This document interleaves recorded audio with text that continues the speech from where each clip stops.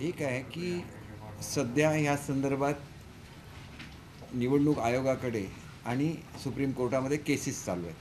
त्यांचं जे काय म्हणणं आहे ते त्यांनी कोर्टामध्ये सांगावं किंवा निवडणूक आयोगाकडे सांगावं. हे जे काय एकंदरीतच चाललेलं आहे हे केवळ सहानुभूती मिळवण्याचा प्रयत्न चालू आहे. आणि आता महाराष्ट्राची जनता ही सुज्ञ झालेली आहे आणि त्याच्यामुळे केवळ काम केलं तरच जनता बरोबर राहणारी वस्तुस्थिती आहे. आणि त्याच्यामुळे हे काय जुनं प्रकरण होतं की एखादी गोष्टतून सहानुभूती मिळवायची आणि त्या सहानुभूतीच्या लाटेवर स्वार होऊन लोकांची सहानुभूती मिळवायची आणि मतंसुद्धा मिळवायची. हे महाराष्ट्राच्या हिताचं नाही असं मला वाटतं. मी असं म्हटलं आहे, जोपर्यंत सुप्रीम कोर्टाचा निर्णय होत नाही तोपर्यंत निवडणूक आयोगाने हा निर्णय देऊ नये. उद्धव ठाकरेंची मागणी अशी आहे का सुप्रीम कोर्टाचा निर्णय जोपर्यंत होत नाही तोपर्यंत निवडणूक आयोगाने हे व्हेरिकोज व्हेन्स देहापासून आराम करा. आराम काका, नम्मा होमिओपॅथी मध्ये याला उपाय आहे. नम्मा होमिओपॅथी आरोग्य संजीवनी. निर्णय देऊ नये. बघा, त्यांना काय वाटतं हे आदेश निवडणूक आयोगाला दिलेले आणि निवडणूक सुप्रीम कोर्टाचंच ऐकेल. ते उद्धव ठाकरे ऐकायचं असेल तर त्यांनी तसं म्हणणं द्यावं निवडणूक आयोगाकडे. आणि त्याच्यामुळे मला वाटतं की हे सगळं बाहेर बोलण्यामध्ये काही अर्थ नाही आहे. निवडणूक आयोग हे एक घटनात्मक व्यासपीठ आहे. तुम्ही तिथं तुमचे वकील देऊ शकता, तुम्ही तुमचं म्हणणं तिथं मांडू शकता. म्हणजे एकंदरीतच हे जनतेला सांगण्याचं कारण काय आणि तुम्ही सांगता हे खरं कशावरून आहे. खरं कधी ठरेल जर ते कोर्टाने मान्य केलं तर. खरं कधी ठरेल ते जर इलेक्शन कमिशनने मान्य केलं तर. आणि त्याच्यामुळे मला असं वाटतं की ही सगळी सहानुभूती मिळवण्यासाठी चाललेली धडपड आहे आणि ही धडपड व्यर्थ आहे. सगळ्या केसेस या एकतर इलेक्शन कमिशनकडे चालू आहेत किंवा सुप्रीम कोर्टामध्ये चालू आहेत. तिथं त्यांनी आपलं म्हणणं मांडावं. असं म्हणून लोकांची सहानुभूती मिळवणं हेच मुळात गैर आहे. मुळात तुमच्यावर ही परिस्थिती का आली हे एकदा लोकांना सांगणं आवश्यक आहे, जे तुम्ही कधीही सांगितलेलं नाही आहे. आणि त्याच्यामुळे मला असं वाटतं की नेमकी ही परिस्थिती का उद्भवली हे एकदा लोकांच्या समोर सांगणं आवश्यक आहे. मी तर एवढंसं सांगतो की मी स्वतः ह्याला ज्याला आपण म्हणतो की आपण साक्षीदार असतो की ज्यांनी प्रत्यक्ष हे बघितलेलं आहे की तुमची बोलणी चाललेली होती. तुम्ही स्वतः BJPशी जॉईन होणार होता आणि मग तुम्ही वेळेमध्ये जॉईन झाला नाही. मग इतरांना तुम्ही का म्हणता BJPवर जॉईन होणार म्हणजे काय BJPमध्ये जाणार नव्हता. तुमची मुळात जी युती होती, जी हिंदुत्वाच्या मुद्द्यावर महाराष्ट्रातली युती होती, या युतीपासून लांब जाणं हे तुम्हाला स्वतःला पटलेलं नव्हतं आणि स्वतःला पटलेलं नव्हतं आणि म्हणून तुम्ही आणि BJP एकत्र येऊन युती पुन्हा एकदा फॉर्म करण्याच्या संदर्भात तुम्हीसुद्धा वचनं दिलेली होती. आणि मग तुम्ही कोणावर असे आरोप टाकताय. म्हणजे हे मला जर स्वतःला माहिती आहे, कारण मी त्याच्यामध्ये ते घडवून आणलेलं होतं. मी काय कोणी मोठा मनुष्य नाही. परंतु ज्याला तुमचं इंटेन्शन चांगलं असतं, तुमचा उद्देश चांगला असतो की हे होणं हे महाराष्ट्राच्या हिताचं आहे, आपल्या पक्षाच्या हिताचं आहे, हे ज्याला मला वाटलं त्यावेळेला थेट उद्धव साहेबांच्याकडे. आपल्याला माहिती आहे की पंतप्रधान भेटसुद्धा देत नव्हते. या परिस्थितीमध्ये पंतप्रधानांची भेट घडवून आणली, आदरणीय पंतप्रधान महोदयांची. तुमची तिथं बोलणी झाली. तुम्ही सुद्धा हे कबूल केलं की घडलेलं चुकीचं आहे, हे सुधारलं गेलं पाहिजे. तुम्ही जर तिथं तसं म्हणू शकता तर हे महाराष्ट्राच्या जनतेला का सांगत नाही हा माझा साधाचा प्रश्न आहे. मी एक सर्वसामान्य मनुष्य आहे. हे महाविकास आघाडीतनं बाहेर पडणार होते, ते स्वतः बाहेर पडणार होते आणि ते पुन्हा एकदा युतीबरोबर येणार होते. कारण त्यांच्या मनाला सुद्धा हे पटतं की मुळात हिंदुत्वाचा विचार आणि बाळासाहेबांची जी धोरणं होती आणि बाळासाहेबांनी जी युती त्या ठिकाणी महाराष्ट्रामध्ये घडवलेली होती हे त्यांनासुद्धा माहिती आहे. आणि मग किरकोळ जर मतभेद झालेले असतील तर ते मतभेद मिटले गेले पाहिजे हे सुद्धा त्यांना पटत होतं. काही वेळेला व्यक्तिगत जे काय आरोप झाले, जे भले कुटुंबावर झालेले असतील, त्याच्यामुळे ते निश्चित दुखावले जाऊ शकतात. पण दुखावलं गेल्यामुळे एवढा मोठा निर्णय की जो आपल्या पक्षाच्या विचारधारेच्या विरोधात आहे असा घेणं कितपत योग्य आहे हे त्यांनासुद्धा स्वतःला पटलेलं असावं. आणि म्हणूनच त्यांनी ह्याला मान्यता दिलेली होती. आणि मग ते घडलं नाही. तर मग घडलं नाही हा वेळ का गेला, त्या काळामध्ये ही आपली सगळी भूमिका आमदारांना समजावून का सांगितली गेली नाही हा सुद्धा प्रश्न आहे. कारण आमदारांचं म्हणणं सुद्धा हेच होतं की तुम्ही हे जे काय राष्ट्रवादी काँग्रेस आहे हे शिवसेनेला तोडायला निघालेले आहेत, ह्यांना शिवसेना संपवायची आहे. आणि म्हणून तुम्ही आतासुद्धा निर्णय घ्या, या युतीमधून बाहेर पडा. यांच्याबरोबर यांची लोक आमच्या मतदारसंघामध्ये येतात, आपल्या पराभूत उमेदवाराला घेऊन येतात आणि हा उद्याचा तुमचा आमदार आहे असं सांगतात. मग शिवसेना टिकणार आहे कशी? हा मुळात प्रश्न होता आणि त्याच्यामुळे कोणीही गद्दारी केलेली नाही. मी सांगतो, तुम्हाला जर असं म्हणायचं असेल तर मी स्वतः स्टेटमेंट दिलेलं आहे, जे ऑन रेकॉर्ड आहे, सगळ्यांनी रेकॉर्डिंग केलेलं आहे, की आजसुद्धा सांगा की आजसुद्धा तुम्ही काँग्रेस आणि राष्ट्रवादीची साथ सोडतो म्हणून सांगा, आम्ही सगळेच्या सगळे आमदार पुन्हा एकदा मुंबईला येतो. असं सांगणाऱ्या लोकांना तुम्ही गद्दार म्हणता? कुठली पद्धत आहे ही? याचा विचार महाराष्ट्राच्या जनतेने केला पाहिजे की आपली दिशाभूल केली जाते आहे. याचा विचार प्रत्येक शिवसैनिकाने केला पाहिजे की तिथं कुठेतरी आपली दिशाभूल केली जाते आहे. किती वेळ चुकीचं चित्र पंतप्रधानांच्याबद्दल हे करणार. मी स्वतः ह्याचं अनुभव घेतलेला आहे की बाळासाहेबांच्या संदर्भात पंतप्रधान साहेब अतिशय त्यांची अटॅचमेंट पूर्वी होती, आता आहे, आणि ज्याला ही चर्चा चालू होती त्यावेळेला तीच अटॅचमेंट होती. आणि त्याच्यामुळे जर एवढ्या मोठ्या पदावर गेल्यानंतरसुद्धा ते जर बाळासाहेबांना विसरलेले नसतील तर मग तुम्ही बाळासाहेबांची तत्त्व कशी विसरलात? हा मुळात सर्वसामान्य शिवसैनिकांनी करायचा विचार आहे. आणि म्हणून मला एवढंच सांगायचं आहे की ह्या कुठेतरी ह्या गोष्टी जनतेच्या समोर आल्या पाहिजेत. आणि असे सुद्धा प्रयत्न झाले की ते चॅनल सोडून डायरेक्ट पुन्हा कॉन्टॅक्ट करायचं. पंतप्रधान साहेबांनी त्याला नकार दिला की ज्या माध्यमातून आपली चर्चा चालू आहे त्याच माध्यमातून आपली चर्चा चालू राहील. आणि त्यांनी पंतप्रधान महोदय अतिशय पॉझिटिव्ह होते, अतिशय प्रेमाने ते उद्धव साहेबांच्याबद्दल त्यांचे जे वेगवेगळे रिमार्क्स होते अतिशय प्रेमाचे होते. ठाकरे कुटुंबियांच्याबद्दल अतिशय प्रेमाची त्यांची वागणूक होती. आणि त्याच्यामुळे मला असं वाटतं की काय स्थानिक पातळीवर घडलं असेल त्याचं कितपत हे राजकारणामध्ये आणायचं. आणि ज्यावेळेला वैचारिक पातळीवर हे सगळं चालतं, पक्षाच्या विचारधारेवर चालतं, ज्या विचारधारेवर भाजप चालत होता त्याच विचारधारेवर शिवसेना चालत होती आणि म्हणून 25 वर्ष युती टिकली. पण ते असं म्हणतायत की तुम्हाला म्हणजे एखाद्याला राहायला दिली ओसरी आणि त्यांनी थेट घरावरच हक्क सांगितलेला आहे. आणि त्याचबरोबर जे आम्ही प्रतिज्ञापत्र जे सबमिट केलेले आहेत ते काय आम्ही कोणाला एजन्सी मागे लावून शपथपत्र हे जमा केलेले नाही, असा गंभीर आरोप त्यांनी तुमच्यावर केलेला आहे. मला एकच सांगायचं आहे की पक्ष ही कधीही कोणाची खाजगी प्रॉपर्टी नसते. आणि त्याच्यामुळे स्वतः ज्याला बाळासाहेब होते त्याला पक्षामध्ये इलेक्शन होत नव्हत्या, म्हणून पक्षाची मान्यता रद्द करण्याच्या संदर्भातली नोटीससुद्धा ही शिवसेनेला दिली गेली.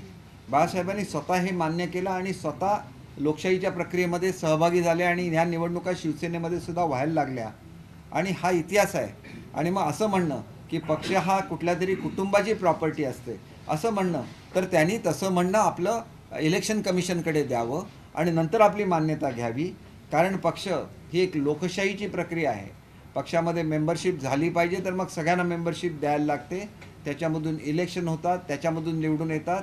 आणि त्याच्यामुळे मी काय खिजवण्यासाठी म्हणत नाही, परंतु आता पक्षामध्ये इलेक्शनसुद्धा झालेलं नाही आहे. मग तुमचा जो उद्धव बाळासाहेब ठाकरे हा जो पक्ष आहे त्याची इलेक्शन घ्या, त्याचे पुन्हा अध्यक्ष म्हणून तुम्ही निवडून या. हा सगळा प्रक्रियेचा भाग आहे, हा लोकशाहीच्या प्रक्रियेचा भाग आहे. मला त्यांच्याबद्दल अतिशय आदर होता म्हणून मी एवढी सगळी खटाटोप केल्यानंतर मी शेवटच्या दिवशी ज्यावेळेला बाहेर पडलो त्यावेळेलासुद्धा मी त्यांना अत्यंत नम्रपणे विनंती केलेली होती की ज्यावेळेला आपल्या घराला आग लागते त्यावेळेला अगोदर ती आग विझवायला लागते आणि त्याच्यानंतर इतर गोष्टींचा विचार करायला लागतो. आणि त्याच्यामुळे आग कोणाला लागली? आग आज आमच्या घराला लागलेली आहे.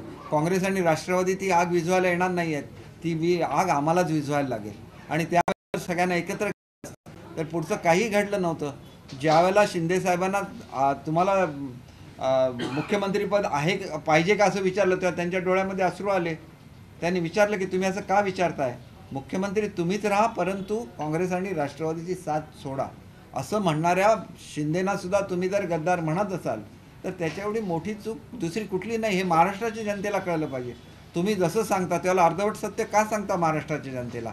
खरं काय आहे ते महाराष्ट्राच्या जनतेला सांगा, एवढी माझी त्यांना हात जोडून कळकळीची विनंती आहे. उद्धव ठाकरे असं म्हणतायत की गद्दार गटाचा दावा असेल की खासदार आणि एकाला विचारलं तर मी उत्तर आधीच महाविकास आघाडीतून त्यांनी बाहेर पडायला हवं होतं, पण तुमच्या संदर्भात काही बैठक झाली होती का, बोलणं झालं होतं किंवा ठाकरेंची अशी भूमिका होती का की आपण पडलं पाहिजे? त्यांनी कबूल करून आले होते दिल्लीवरून की मी बाहेर पडतो. त्यांना काही वेळ पाहिजे होता सगळ्यांची समजूत घालायला आणि तो वेळ पुरेसा दिलेला होता. समजा 2.5 वर्षानंतर जर मुख्यमंत्रीपद सोडायचं असेल तो सुद्धा ऑप्शन त्यांच्याकडे होता. आणि त्याच्यामुळे लढाई एवढ्यासाठी होती ना की 2.5 वर्ष मुख्यमंत्री शिवसेनेचा राहावा, 2.5 वर्ष भाजपचा राहावा, एवढ्यापुरती लढाई होती ना. मग 2.5 वर्ष ज्यावेळेला त्यांची पूर्ण होणार त्यावेळेला त्यांनी ते सोडायला पाहिजे होतं. त्याच्याऐवजी राष्ट्रवादी मला 5 वर्ष द्यायला तयार आहे, तर भाजपने सुद्धा आपल्याला 5 वर्ष द्यावं असा क्लेम करणं हे मुळात चुकीचं होतं. कारण ते जे काय तुम्हीच ठरवलं होतं त्याच्यासुद्धा त्या तत्वाच्या विरोधात सुद्धा ते होतं आणि त्याच्यामुळे मुख्यमंत्री पदासाठी ही तडजोड झाली म्हणून भाजपमध्ये जाण्याचा निर्णय मागे घेण्यात आला. असं जर असेल तर तसं ते महाराष्ट्राच्या जनतेला सांगितलं गेलं पाहिजे. ज्या नेत्याबद्दल मला अतिशय आदर आहे, ज्यांच्यासाठी मी एवढी खटपट केली, त्यांनी असं खरं सत्य हे महाराष्ट्रापुढे सांगावं. कारण बाळासाहेबांचं एक वैशिष्ट्य होतं की बाळासाहेब सांगायचं ते सत्य सांगायचे आणि त्याच्या परिणामाचा त्यांनी कधीही विचार केला नाही. आणि त्याच्यामुळे असं करत असताना तुम्ही अनेक लोकांना विनाकारण बदनाम करताय हे सुद्धा तुम्ही लक्षात घेतलं पाहिजे. आणि मी ज्याला हे घडत नव्हतं आणि ज्याला वेळ काढूपणाचं धोरण होत होतं त्यावेळेला मी शिंदेसाहेबांच्या सुद्धा कानावर हे घातलं, कारण तोपर्यंत कोणाला हे माहिती नव्हतं. त्याच्यानंतर मी अनिल देसाईंच्याकडे गेलो, त्याच्यानंतर मी आपल्या सुभाष देसाई साहेबांकडे गेलो. सर्व प्रमुख नेत्यांनाही सांगितलेलं होतं की असं असं घडतंय आणि ह्याच्यामध्ये जो वेळ काढूपणा चाललेला आहे याचा निश्चित परिणाम हा पक्षावर होणार आहे. एवढ्या तळमळीने आम्ही काम करतो कुठल्याही. आणि मी असा मनुष्य आहे की ज्यांनी त्या मीटिंगमध्ये उद्धव साहेबांना त्यांच्या समोर सांगितलं की मला तुम्ही अजिबात मंत्री बनवू नका, मी मंत्रिपदासाठी हे करत नाही आहे. आणि अशी लाचारी करून मी कधी मंत्रिपद घेतलं नाही. मी त्याला लाचारी हा शब्द त्यांच्याकडे वापरला नाही, परंतु हे मी त्याला बरोबरची लोक ती आश्चर्यचकित झाली की तुम्ही असं कसं सांगितलं. मी म्हटलं असंच सांगायचं असतं, कारण खऱ्या माणसाची पारख नसते. आणि त्याच्यामुळे मी जे हे काय निव्वळ करतोय हे उद्धव साहेबांच्या प्रेमापोटी आणि ज्याच्यासाठी म्हणून मी शिवसेनेमध्ये आलो. बाळासाहेब ठाकरे साहेबांनी जे काय मराठी माणसासाठी केलं ते बघून मी शिवसेनेमध्ये आलो, नाही तर मला काय गरज होती शिवसेनेमध्ये यायची. मी त्याच वेळेला पंतप्रधान महोदयांनी मला बोलवलं होतं दिल्लीला. मी कॅबिनेट मिनिस्टर झालो असतो, कदाचित कोकणची जबाबदारी माझ्याकडे आली असती तर मी ते सुद्धा केलं असतं. मी काय मिळवलं शिवसेनेमध्ये येऊन. ते खासदार होते, त्यांना मला बोलवून ह्यांनी सांगितलं उद्धव साहेबांनी की ते आमच्याकडे खासदार होते, ते सरचिटणीस होते, त्यांच्याप्रमाणे सगळं करा. मी पूर्ण पक्षाची जबाबदारी त्यांच्यावर सोपवली, मी काही इंटरफिअर नाही केलं. म्हणजे माझा जो काय होल्ड होता, मी त्या राष्ट्रवादीचा अध्यक्ष होतो त्या जिल्ह्याचा, तो मी सोडून दिला, पूर्णपणे स्वातंत्र्य दिलं. उद्धव साहेबांनी सांगितलेली प्रत्येक गोष्ट मी ऐकलेली आहे. एवढंच नाही तर ज्याला मला मंत्री नाही केलं त्यालासुद्धा मी त्यांना सांगितलं की मला फक्त एका शब्दाने तुम्ही मला सांगायला पाहिजे. एवढा मोठा संघर्ष कोकणामध्ये करून मी या ठिकाणी माझी लढाई जिंकलेली होती. आतासुद्धा मी माझी लढाई जिंकली त्यावेळेला गोव्याचं अख्खं मंत्रिमंडळ माझ्या विरुद्ध प्रचार करत होतं माझ्या मतदारसंघामध्ये. मला नुसतं सांगितलं असतं की माझ्या काही राजकीय अडचणी आहेत, मी तुला करू शकत नाही, मी एवढी मोठी लढाई का केली असती. मी त्यांना सांगितलं असतं की मी अशा तऱ्हेचा मनुष्य आहे की मला नुसतं एवढं सांगायला पाहिजे होतं, मी आमदारकी सोडून दिली असती. मी माझ्या एवढ्या 2-2, 3-3 पिढ्याच्या व्यवसायावर पाणी सोडून मी आमदारकी करतो, मी लोकांची सेवा करतो. ह्याला असं करायचं नसतं, अशा तऱ्हेची ट्रीटमेंट द्यायची नसते. आणि म्हणून मी राग मानला नाही. तरी पण त्यांचं आणि यांची ज्या वेळेला एकत्र यावे असं मी मनापासून वाटलं त्याला मी त्यांना क्लिअर कट सांगितलं की तुमचं मंत्रिपद मला नको आहे. कारण जो अपमान माझा झालेला होता, मी स्वाभिमानी आहे. एकनाथ शिंदे साहेबांनी मला एक अट घातली नाही, माझ्याकडून कसली काही अपेक्षा केली नाही. त्यांनी केवळ मी त्यांची बाजू लोकांपर्यंत मांडली, इफेक्टिव्हली मांडली. त्यांना माहिती होतं की ह्या माणसाने खरोखर प्रयत्न केला होता की आदरणीय पंतप्रधान महोदयांचं आणि आदरणीय मुख्यमंत्री महोदयांना एकत्र करून हा प्रश्न सोडवण्याचा. आणि तेवढ्यासाठी त्यांनी मला मंत्री केलं. मी जे निर्णय घेतो आज महाराष्ट्रामध्ये पूर्ण पाठिंबा मला फडणवीस साहेबांचा आणि शिंदे साहेबांचा असतो. याचं कारण सुद्धा तेच आहे की चांगले निर्णय घेताना शासनाचा पूर्ण आशीर्वाद असायला लागतो. नाही तर एवढं मोठा 61,000 शिक्षकांचा प्रश्न मी का सोडवू शकलो असतो. याचं कारण आहे की तुम्ही सिन्सिअरली काम करायला लागतं. आणि म्हणून मला सांगायचं 100% बोललेलं खोटं आहे हे मी अगदी या ठिकाणी बसून सांगतो की 100% ह्याच्यातल्या गोष्टी खोट्या आहेत. अर्धसत्य का सांगता, पूर्ण सत्य लोकांना सांगा. आणि मी हे पूर्ण सत्य लोकांना सांगतोय. हे मी स्वतः देवभक्त आहे. पहिली चादर मी शिर्डीला प्रार्थना केली आमचे उद्धव साहेब मुख्यमंत्री होऊन दे, ती चादर मी मुख्यमंत्री साईबाबांची घातली. आणि त्याच्यानंतर ज्याला उद्धव साहेबांचं हे झालं त्याला मला स्वतः रश्मीबाईंनी म्हटलं आहे की पहिल्यांदा तुम्ही साहेबांची चादर घातली आणि साहेब मुख्यमंत्री झाले. ही आमची भावना आहे ना, हे प्रेम आहे त्यांच्यावरचं. किती वेळ आम्हाला गद्दार म्हणणार तुम्ही, हे म्हणण्याचा तुम्हाला अधिकार आहे का हे आधी तपासून बघा, एवढं मला सांगायचं. उद्धव ठाकरे असं म्हणालेत की खासदार आणि आमदार यांच्या आधारावर आम्हीच पक्ष आहोत, आणि निवडणूक आयोगाने त्यावरती निर्णय द्यावा असं जर गद्दार गटाला वाटत असेल तर ते अहो, आम्हाला गद्दार म्हणायचा मुळातच त्यांना अधिकार नाही. मी ठामपणे सांगतो, जर अधिकार असेल तर वस्तुस्थिती महाराष्ट्राच्या समोर आणा आणि नंतर लोकांना गद्दार म्हणा. आम्ही तुम्हाला त्यावेळेला असं सांगत होतो, राष्ट्रवादी आणि काँग्रेसवर किती वेळा फुटली सांगा. ज्या वेळेला शिवसेना फुटली, आदरणीय पवारसाहेब काँग्रेसचे प्रमुख नेता होते, त्यावेळेला ज्यावेळेला पहिल्या ह्याच्यामध्ये तुटली त्यावेळेला बबनराव पाचपुते वगैरे हा एक मोठा गट आला होता जनता दलातून सुद्धा, परंतु त्याचं सुद्धा कोणाच होतं नेतृत्व? पवारसाहेबांचंच होतं. भुजबळ साहेब ज्यावेळेला बाहेर पडले नेतृत्व कोणाचं होतं? पवारसाहेबांचंच होतं. ज्यावेळेला गणेश नाईक साहेब बाहेर पडले त्यावेळेला सुद्धा एकंदरीतच तुम्ही बघितलं तर ते राष्ट्रवादीमध्ये गेले. आता जी तिसरी फूट झाली राणे साहेबांची, मी स्वतः त्याला डोळ्यांनी बघितलेलं आहे की पवारसाहेबांनी पूर्ण पाठिंबा. पवारसाहेबांचं एक मन मोठं अशासाठी असतं, राणे साहेबांना ही अट घातली नव्हती की तुम्ही राष्ट्रवादीमध्ये यावं म्हणून. त्यांनी त्यांना पूर्णपणे हे दिलं होतं की तुम्ही काँग्रेसमध्ये जा किंवा राष्ट्रवादीमध्ये जा, परंतु सगळ्यामध्ये शेवटी काँग्रेस आणि राष्ट्रवादीच होती. आणि मग ते तुम्हाला एवढे जवळचे का वाटतात? त्यांनी तुम्हाला मुख्यमंत्रीपद दिलं म्हणून. एवढ्या वेळेला बाळासाहेबांना त्यांनी डागणे आहेत, बाळासाहेबांचा पक्ष फोडलेला आहे आणि मग त्या लोकांवर तुमचा विश्वास आहे? कुठल्या लॉजिकमध्ये हे बसतं? मी त्यांना नाही विचारत आहे, मी महाराष्ट्राच्या जनतेला विचारतोय. कशासाठी हे ऐकून घेतलं जातं आहे? कशा रीतीने आदित्य खोटं बोलतायत तुमच्यासमोर आणि तुम्ही ते होय म्हणताय? असं घडता कामा नये महाराष्ट्रामध्ये, असं माझं ठाम म्हणणं आहे. आणि मी हे सांगू शकतो कारण मी हे तळमळीने केलेलं आहे त्यांच्यासाठी. मला मोठी मोठी सोडून मी शिवसेनेमध्ये आले, शिवसेनेसाठी पूर्ण मी काम केलेलं आहे. आणि तरी मी ही भूमिका ठेवतो की भाजप शिवसेना एकत्र आलं पाहिजे, कारण तो राष्ट्राच्या हिताचा विचार आहे. पहिली भारतातली युती ही महाराष्ट्रामध्ये हिंदुत्वाच्या विचारावर स्थापन झाली. आणि मग तुम्ही भारताचा ज्याला विचार करता त्याला बाळासाहेबांचं स्वप्न जे होतं 370 कलम रद्द करायचं, कोणी आणलं अस्तित्वामध्ये? आदरणीय पंतप्रधानांनी आणलेलं आहे. आणि तरी तुम्ही विरोधात बोलणार, तरी तुम्ही काश्मीरमध्ये जाणार. ज्या घटनेवरती, शिवसेनेच्या ज्या घटनेवरती आपण बोलताय त्याच्या संदर्भातच उद्धव ठाकरे म्हटलेलं आहे की घटना आहे का, तुम्ही व्हीप मोडलेला आहे, अपात्र ठरणार आहात म्हणून ही सगळी खटाटोप आहे. एक गोष्ट लक्षात घ्या, मी तुम्हाला अगदी महाराष्ट्राच्या जनतेने याचा विचार करावा. जर आमच्याकडे भाजपमध्ये जायचं असेल, आम्हाला कुठल्याच अडचणी आल्या नसत्या, आम्ही सरळ भाजपमध्ये जाऊ शकलो असतो. आम्ही मुळातच शिवसेना म्हणून, आणि भाजपला जर फोडायचा असता पक्ष तर अनेक आमदार ते स्वतःच्या पक्षामध्ये घेऊ शकले असते. हा उठाव कधी झाला विचार करा ना तुम्ही. ज्या वेळेला युवा सेनेची मुलं येऊन सांगत होती आमदारांना की कसं मतदान करायचं, ते आमदार किती वर्ष आमदार आहेत, ते किती वर्ष त्यांनी शिवसेनेची सेवा केलेली आहे. माझं तर सोडून द्या, मी एका राजकीय संघर्षामुळे आलो. त्यांनासुद्धा तुमचे लोक माझ्या स्वतःच्या गाडीचा पाठलाग केलेला आहे युवा सेनेच्या लोकांनी. मी त्यावेळेला अनिल देसाई साहेबांना फोन करून सांगितलं, माझ्या घराच्या समोर पुन्हा जर गाड्या दिसल्या तर उद्यापासून मी तुमच्याबरोबर नाही, असं उघड सांगून मी बाहेर पडलेलो आहे. मी प्रेस घेतली, सांगितलं बाहेर पड गोष्टी आम्हाला कृपया शिकवू नका. आम्हाला गद्दार म्हणायचा कुठलाही नैतिक अधिकार तुम्हाला नाही आहे. तुम्हाला जे काय म्हणायचं आहे कोर्टाच्या समोर म्हणा, जे काय म्हणायचं आहे तुम्ही इलेक्शन कमिशनच्या समोर म्हणा. आणि ही खोटी सहानुभूती मिळवायचं आता बंद करा. खोट्या सहानुभूतीसाठी हे सगळं चाललेलं आहे. नाहीतर तुमच्या केसेस आहेत ना, का आज तुम्ही हे बोलताय? म्हणणं मांडा तुमचं म्हणणं आहे ना की आमचं ही पद आहे, अमुक आहे, तमुक आहे, टेक्निकल मुद्दे आहेत ना, कोर्टासमोर टेक्निकल मुद्दे मांडा, आमच्यासमोर मांडू नका. कारण आम्ही आमच्या सगळ्याचा त्याग करून तुमच्याबरोबर आलो, तुम्हाला पाठिंबा दिला.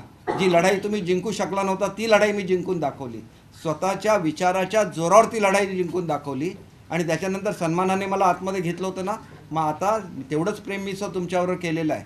तुमच्यासाठी मी एक मोठं असं प्रयत्न केलेला आहे. आणि त्याच्यामुळे मला असं सांगायचं आहे की तुम्ही जे कबूल केलेलं होतं ते तुम्ही का अस्तित्वामध्ये आणलं नाही, की त्याच्यानंतर परत काँग्रेसचे आणि राष्ट्रवादीचे नेते तुम्हाला भेटले आणि तुमचं मन पालटवलं, हे सुद्धा जनतेला सांगा. कारण काँग्रेस आणि राष्ट्रवादी हे पक्ष आहेत, आमचे काही शत्रू नाहीत, परंतु त्यांची विचारधारा वेगळी आहे, आमची विचारधारा वेगळी आहे. आम्ही आमच्या विचारधारेबरोबर चालणार. आम्हाला हे मान्य नाही बिलकुल याचं सहानुभूतीचं राजकारण आहे. आम्ही हे सहानुभूतीचं राजकारण करणार नाही. आम्ही काम दिवसरात्र करतो, शिंदेसाहेब दिवसरात्र काम करतात. आम्ही लोकांच्या समोर जाणार, आम्ही आमचं काम दाखवणार. बाळासाहेबांनी सांगितलेलं 80% समाजकारण आणि 20% राजकारण आम्ही करणार. आज तुम्ही 80% राजकारण करताय, कुठे गेलं समाजकारण जे बाळासाहेबांना अपेक्षित होतं? साहेब, पण आदित्य ठाकरे असा आरोप करता आहेत की विधानसभेची पायरी देखील तुम्हाला आम्ही चढवून देणार नाहीये म्हणून. अहो ते मुळात पायरी चढले, त्याला 2-2 लोकांना MLC करायला लागलं. अहो 288चं सभागृह आहे ते. उद्या तुम्हाला MLCचं सभागृह जर असे आमदार निवडून आणायचे असेल तर तुम्हाला 560चं MLCचं सभागृह करायला लागेल. नाहीतर ते निवडून येऊ शकत नव्हते. का तुम्ही केलं? का तुम्ही सचिन अहिर जे एकदम राष्ट्रवादीचे कट्टर कार्यकर्ते होते का तुमच्यामध्ये घेतलं? का त्यांना हे केलं? म्हणजे तुमच्याविरुद्ध कॅन्डिडेटच नव्हता तरी तुम्हाला किती मार्जिन मिळालं हे बघा ना. मी तुम्हाला सांगतो की पहिल्याला मी निवडून आलो 45,000 मतांचं लीड होतं. गोव्याचं अख्खं मंत्रिमंडळ माझ्याविरुद्ध उतरलं. ते लीड 14-15 हजारावर गेलं. कारण ज्यावेळेला तगडा प्रतिस्पर्धी असतो त्यावेळेला धोका असतो सीटला. आणि म्हणून हे सगळे खेळ तुम्ही करता राजकारणातले. आणि मग कोणाला आव्हानं देता? ज्या लोकांनी आपलं जीवन समर्पित केलेलं आहे, 3-3 पिढ्याची श्रीमंती सोडून आम्ही खादीची वस्त्र घातलेली आहेत. आमचं किती नुकसान झालेलं आहे आम्हाला स्वतः आवड समाजसेवेची. तुम्ही मर्सिडीज गाड्यांमधून फिरणार, तुम्ही लोकांना भेटणार नाही. आता लोकांच्या गल्लोगल्ली जाता ना, त्याला साधा शिवसैनिकाला एकदा तरी भेट दिली आहे का? आमदार माझ्यासारखा आमदार 2-2, 3-3 महिने तुमची अपॉइंटमेंट मागत होता, तुम्ही देत नव्हता. कुठे तुम्ही आमच्या कोकणावर अन्याय केलेला आहे. ज्यावेळेला मी भाषण केलं आणि त्याचं उत्तर अजित पवारनी दिलं आणि कोकणाच्या जखमेवर मीठ चोळण्याचं काम केलं त्यावेळेला तुम्ही हसत होता. तुमचं अजून रेकॉर्डिंग आहे, मी आज दाखवू शकतो. ही तुमची निष्ठा आहे कोकणाशी? ही कोकणाची निष्ठा आहे आदित्य ठाकरेंची? कोणाला सांगता या गोष्टी? आम्ही दिवसभरात तळमळतो कोकणासाठी. काजूचं धोरण आणलं, मी अध्यक्ष होतो त्याचा. 2.5 वर्षात ते धोरण नाही मंजूर करतात. तुम्हाला काय आहे तुमचं कोकणावर? ज्या कोकणाने तुम्हाला सत्ता दिली, तुमचे निवडून येतात आमदार, त्याच्यापैकी कोकणसुद्धा, मुंबईसुद्धा कोकणाचा भाग आहे. लक्षात ठेवा, आम्ही दारोदार जाऊ लोकांच्या आणि तुमची कोकणावरची काय प्रेम आहे हे लोकांना दाखवून देऊ. सर, काल मुख्यमंत्र्यांची वरळीत सभा झाली मात्र लोकांनी पाठ फिरवली असं उद्धव ठाकरे गटाचं म्हणणं आहे. खुर्च्या खाली अहो तो सत्कार होता. सत्काराला लोक आली होती 7 वाजता आणि मुख्यमंत्री पोहोचले तिथं 9:30 वाजता. त्यांना लोकांची गर्दी असते त्यांच्याबरोबर मला मान्य आहे. परंतु मी मुख्यमंत्री महोदयांना सुद्धा आता हे सांगणार आहे की त्या दिवशी जवळजवळ 2 लाख लोक आली. पण मुख्यमंत्री महोदयांचं भाषण सुरू झालं अगदी ह्याची सभा संपल्यानंतर. यांचं ऐकायला कोणी येत नाही हो. म्हणजे उद्धव साहेबांच्या ह्याची उत्तर देण्याची गरज नाही मुख्यमंत्र्यांना. ते एवढे स्वतः पॉप्युलर आहेत की त्यांनी ह्यांच्यावर उत्तर देण्याची गरजच नाही आहे. त्यांचं काम त्यांना सर्वोच्च पदावर घेऊन जाईल. आणि म्हणून मला एवढंच सांगायचं आहे की 7ची सभा लोकांना घरी गेलं पाहिजे की नाही. महिलांना 10 वाजता 9:45ला त्यांचं भाषण सुरू झालं. शेवटी त्यांचं भाषण 10ला त्यांना संपवायला लागलं कारण 10ची वेळ संपते. नियोजन कुठेतरी चुकलं कालचं. नियोजन चुकण्यापेक्षा काय बघा, तो एक सत्कार होता आणि तो कोळी समाजाने घडून आणलेला सत्कार होता.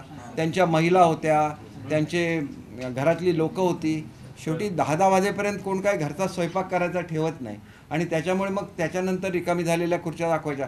अर्थात एक गोष्ट अशी असते की असे ज्यावेळेला एका विशिष्ट समाजाने केलेले सत्कार असतात त्यावेळेला ते मर्यादित जागेमध्ये सुद्धा घेतले गेले पाहिजेत.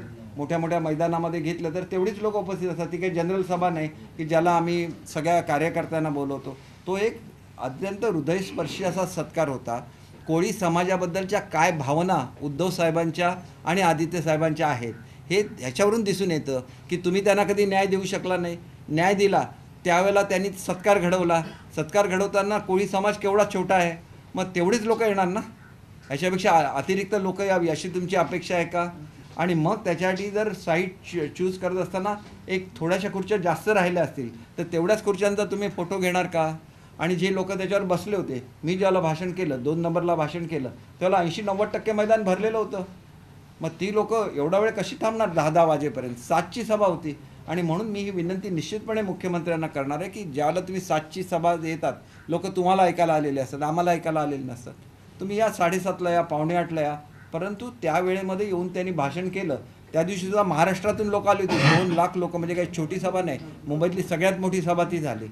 परंतु लोकांना परत सुद्धा जायचं असतं ना, दिवसभर प्रवास करून ते आलेले असतात. आदित्य ठाकरेंच्या गाडीवरती काल हल्ला झालेला आहे आणि या हल्ल्यामध्ये सुरक्षा ही कुचकामी होती असा आरोप. कुचकामी काही नसतं. एक गोष्ट अशी आहे की मी जे काय पेपरमध्ये वाचलं त्याप्रमाणे त्याच दिवशी रमाईंचा 145वी जयंती सुद्धा होती आणि त्यामुळे जी मिरवणूक चाललेली होती त्या मिरवणुकीला अडवण्यात आलं. ते कार्यकर्त्यांनी अडवलं, पोलिसांनी अडवलं, मला माहिती नाही. आणि त्याची ती झालेली रिॲक्शन होती. आदित्य ठाकरेंना कसलाही धोका नाही आहे. वाटेल ते सांगत त्यांनी महाराष्ट्रभर फिरून दे. त्यांचं संरक्षण करायला पोलीस सक्षम आहेत उगाच आपली सुरक्षा व्यवस्था वाढवून मिळावी म्हणून जर कोण असं करत असेल तर त्याच्याकडे सुद्धा डोळसपणे बघितलं पाहिजे, त्यांना आवश्यक ती सुरक्षा वाढवून द्यावी. त्याच्याबद्दल माझं अजिबात दुमत नाही. आदित्य ठाकरेंच्या गाडीवरती एकही दगड फेकला गेला नाही असं स्पष्टीकरण पोलिसांनी दिलेलं असेल तर मग ते आताच मी सांगितलेलं आहे की खरं बोला, खरं बोललंच पाहिजे. आणि हे जर अर्ध सत्य तुम्ही बोलत असाल तर महाराष्ट्राच्या जनतेने तर तुम्हाला विचारलंच पाहिजे. पण शिवसैनिकांनी सुद्धा विचारलं पाहिजे का आमच्यापासून हे लपवून ठेवलं, का शिवसैनिक आम्हाला विनाकारण दोष देत आहेत. आम्ही जर शिवसेनेबरोबर राहिलो, शिवसेनेच्या विचाराबरोबर राहिलो, त्याच्यासाठी आम्ही पक्षप्रमुखांशी अगोदर बोललो, 1 वेळा बोललो, 2 वेळा बोललो, 3 वेळा बोललो, 4 वेळा बोललो.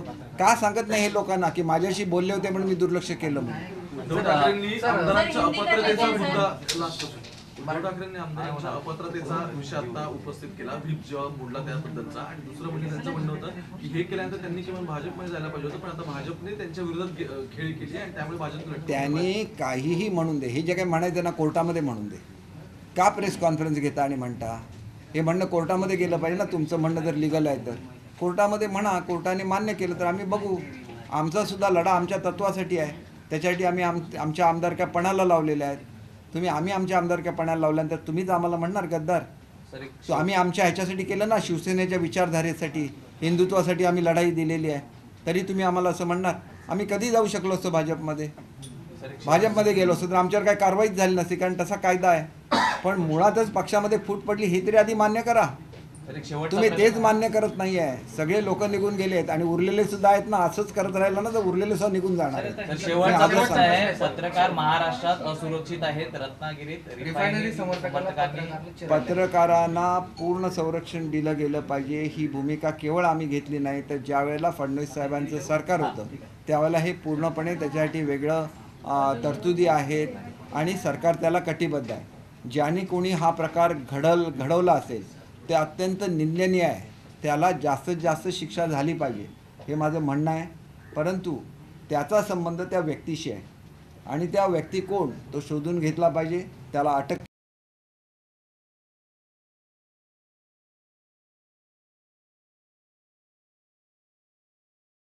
सामने आज संबोधित किया उन्होंने बार फिर सुप्रीम कोर्ट हो या इलेक्शन कमीशन है, उन्होंने कहा है कि जो इलेक्शन कमीशन पहले फैसला ना करे, पहले जो डिस्क्वालिफिकेशन का मामला वो पहले सुप्रीम कोर्ट सुनाए.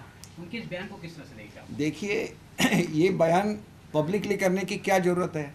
आप एक एप्लीकेशन सुप्रीम कोर्ट में दे सकते हैं कि हमें ऐसा चाहिए.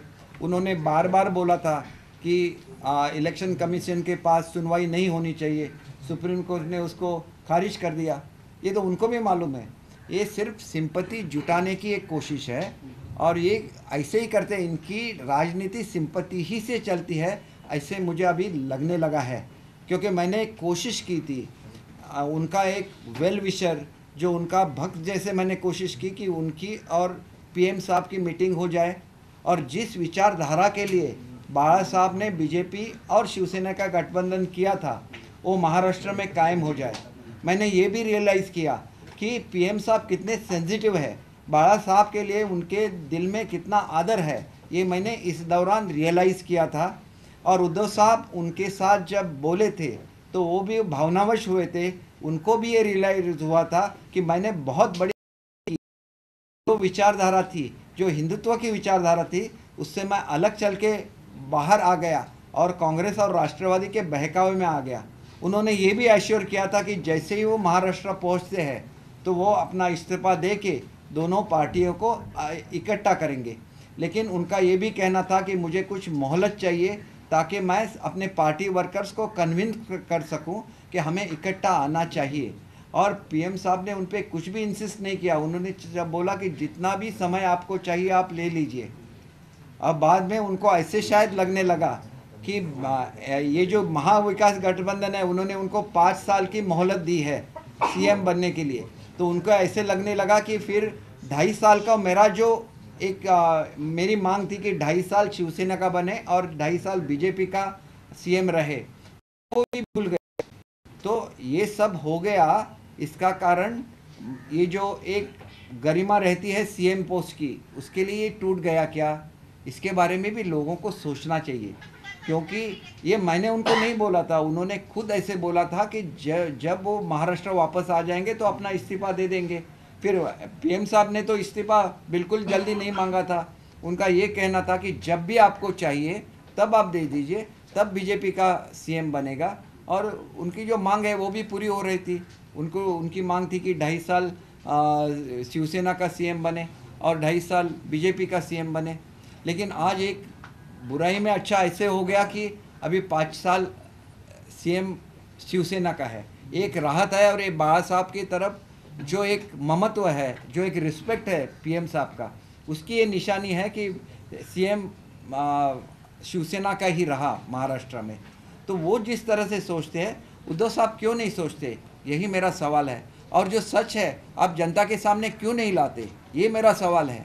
तो हम जैसे लोग हैं जो बहुत बड़ी ऑफर्स लेके, क्योंकि मैंने जब एक पॉलिटिकल फाइट तो मुझे बीजेपी ला गया था और खुद पीएम साहब के हाथ से मेरा बीजेपी का प्रवेश होने वाला था, तब भी मैं शिवसेना में गया। क्यों गया? बाबा साहब के जो विचार है, उनके मराठी लोगों के लिए उनका जो ममत्व है, इसलिए मैं शिवसेना के मुझे राज्य मंत्री बनाया गया। उस वक्त भी मुझे बुला के खुद उद्धव साहब ने बोला था कि मैं आपको राज्य मंत्री बना सका, मैं कैबिनेट मंत्री नहीं बना सका, इसका मुझे दुख है, क्योंकि ये सब सीनियर लोग हैं, उन्होंने बाबा साहब के साथ काम किया। मैंने कुछ भी नहीं बोला, फिर भी मैं उनके साथ रहा। मैंने दूसरी बार में पूरा गोवा का मंत्रिमंडल मेरे खिलाफ कैंपेन कर रहा था, मैं जीत के आया। मुझे मंत्री नहीं बनाया, इसका मुझे दुख नहीं है, लेकिन मुझे अगर पहले बोलते तो मैं कॉन्टेस्ट ही नहीं करता। इतना मैं सरल आदमी हूँ। फिर भी मैंने उनका कॉम्प्रोमाइज़ करने की कोशिश की बीजेपी के साथ, और ऑनरेबल हमारे प्राइम मिनिस्टर जी के साथ उनका मीटिंग भी अरेंज करके दिया। बाद में भी ये जो घटा है, उसके बाद में जो हकीकत है वो लोगों के सामने आनी चाहिए। ये जो लोगों को गद्दार बोलते हैं, लोगों के बारे में गलत बोलते हैं, उसका भी खुलासा होना चाहिए महाराष्ट्र की जनता के सामने। सर, एक बार फिर उद्धव ठाकरे ने प्रेस कॉन्फ्रेंस के दौरान एक बार फिर भगोड़ा शब्द का इस्तेमाल किया, उनको आप किस तरह देख रहे हैं? देखिए, हालांकि मैं एक चीज़ आपको बोलता हूँ, मेरा स्टेटमेंट देखिए जो मैंने आसाम से दिया था, गुवाहाटी से। मैंने उस वक्त भी बोला था, आज भी बोल दीजिए कि हम लोग कांग्रेस और राष्ट्रवादी के साथ जो गठबंधन है तोड़ रहे हैं, हम लोग सब वापस आ जाएंगे, आपके पास वापस आ जाएंगे। हम आपके ही लोग हैं, आपके पास वापस आ जाएंगे, अच्छी तरह से पुराना वाला गठबंधन करेंगे। क्या गलत किया है हमने? क्यों गद्दार बोल रहे हैं हमको? क्यों जनता की दिशा भूल कर रहे हैं आप? हम लोग 4 बार आपको मिल चुके थे। क्या क्या कांग्रेस राष्ट्रवादी कर रही है? हर कॉन्स्टिट्यूंसी में वो कांग्रेस और राष्ट्रवादी के अजित पवार जी जा रहे थे, जयंत पाटिल जी जा रहे थे, उनका जो पराभूत उम्मीदवार है उसको लेके जा रहे थे, और ये आपका कल होने वाला एमएलए है, ऐसे भी वो बोल रहे थे।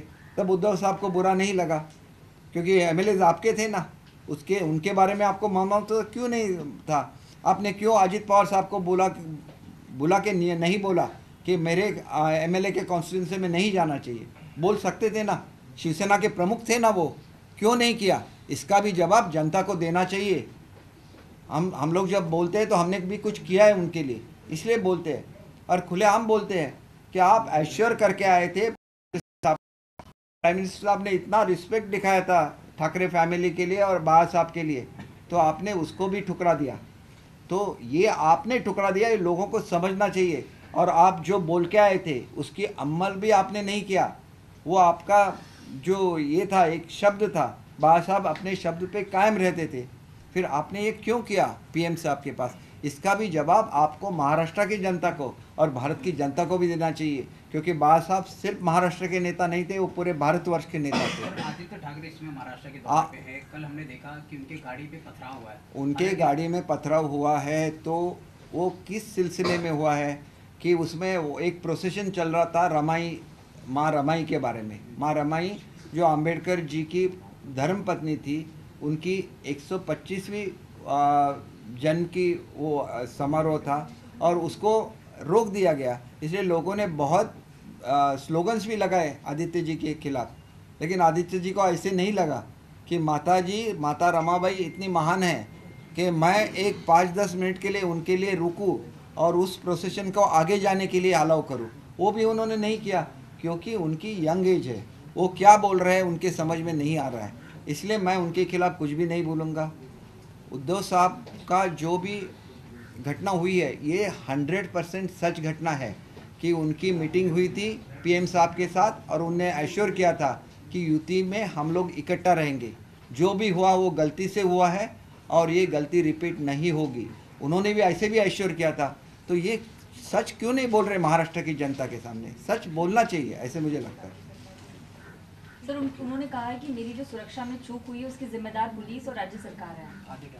आदित्य ठाकरे अगर ऐसे बोल रहे हैं तो इसके बारे में पुलिस को सोचना चाहिए और उनको जो भी चाहिए देना चाहिए, क्योंकि युवा है, मांगते रहते हैं, तो उनकी मांग भी पूरी होनी चाहिए। सर, वर्ली में कल हमने देखा कि जिस प्रकार से कार्यक्रम था गोलीबार को लेकर, वही एक वीडियो सामने आया, संजय राउत ने ट्वीट किया कि पीछे जो पूरी कुर्सियां खाली थी, उन्होंने ये भी कहा है कि 32 साल युवक से एकनाथ शिंदे डर गया।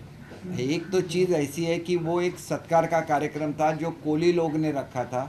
मैं खुद उस कार्यक्रम को गया था। मेरा जो स्पीच था वो 2 नंबर पे हुआ था। तब शिंदे साहब कब आ गए? 9:30 पौने 10 बजे, 7 बजे का प्रोग्राम था। तो वो सब एक कौटुंबिक ये था ओकेजन, जहाँ पे महिलाएं आई हुई थी, छोटे छोटे बच्चे थे। वो सब पारिवारिक कार्यक्रम था कोली लोगों का। तो उनके घर में भी खाना पकाना पड़ता है उनको, उनके घर में कोई खाना लेके नहीं जाएगा।